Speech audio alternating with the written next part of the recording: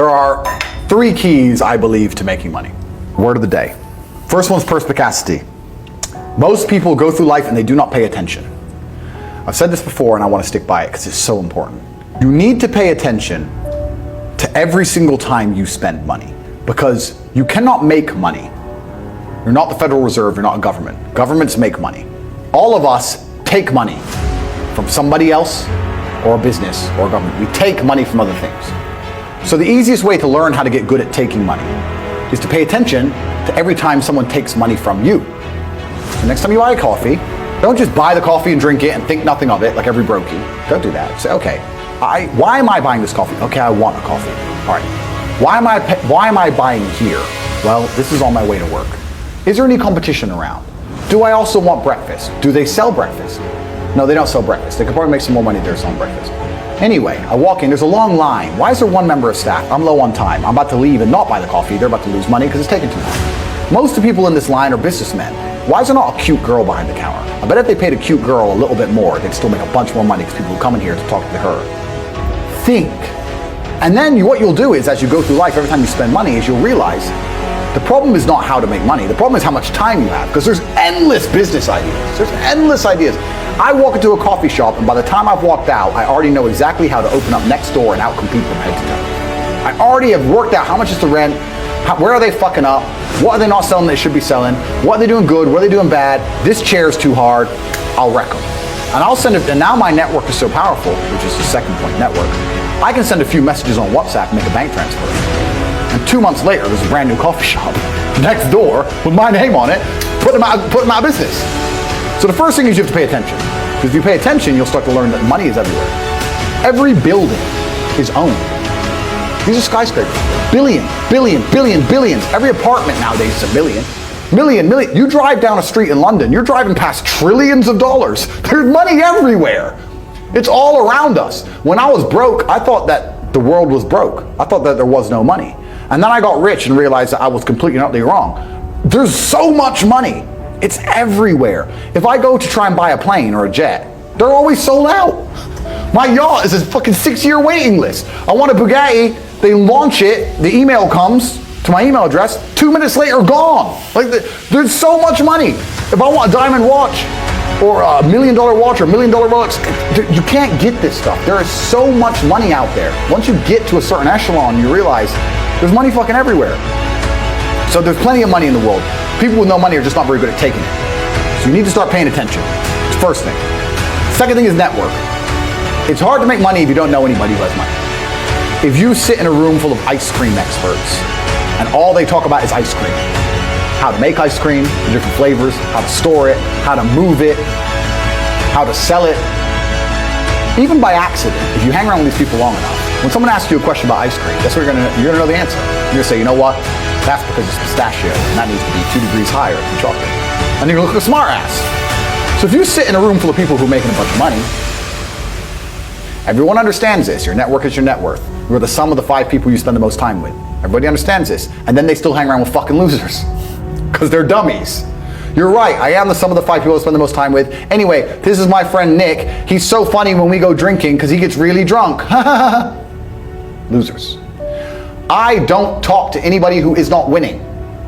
Everybody whose phone, every phone call I will answer, if I answer a phone call, it is from a winner.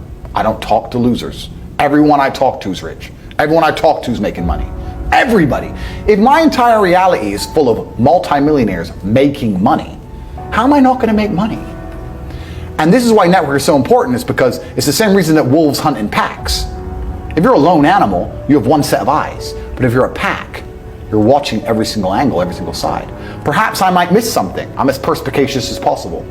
But one of my friends identifies that the war in Ukraine is going to change and the Russian ruble is going to pump.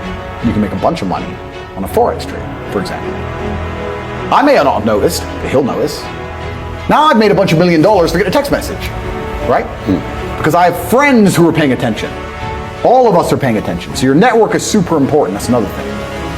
We'll go into this because I have something called the War Room, which is also on corporatate.com. I'll let people read for themselves. But that's my private network. And we specifically talk about money and a few other things. But that's is that like more like a mastermind? It's the real world's how to make money, and the War Room's what to do with money. if that makes sense. Yeah. It's all on CorporateTate.com. I don't want to get off track, but it's there. But second is network. And third, it's to identify the reason why you don't have as much money as you want so far. And there's one of three reasons. You are either lazy, stupid, or arrogant. Those are the only three reasons anyone is poor. And you have to identify and choose which one it is. The majority of people are not the one they think they are. The majority of people are the one I'm about to say at the end. So let's start with lazy. There are a lot of lazy people. The unfortunate reality about money is that you are competing. So it's player versus player.